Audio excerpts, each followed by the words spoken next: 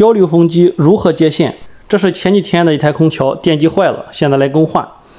更换电机一定要注意，它的转向必须跟之前的电机一样。再就是它的接线了啊。我们看这个黑色的线是接电源，上边红色的线是一边接电容，一边接到了电源，蓝色的线是接到了电容上。更换之前先接线试一下机，黑色的线接到火线上，蓝色的线看名牌啊，接到电容上，它只接电容。红色的线一边接电容，一边接到了电源上，就是说我们这边是插到电容上，然后呢，利用一根线从电容再接到了电源的零线端。这样先试一下电机的转向是否正常，是否能转动。开机之后呢，电机运转是正常的，方向也对，这样我们就可以放心的更换了。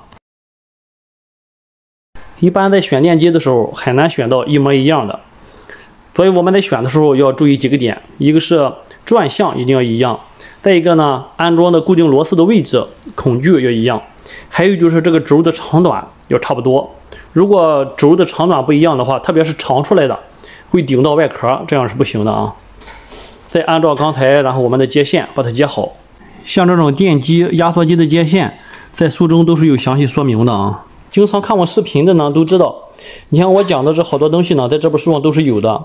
你像净频空调的元器件、主板、电器件、电机元件，你看这都是有的啊。还有变频空调的元器件。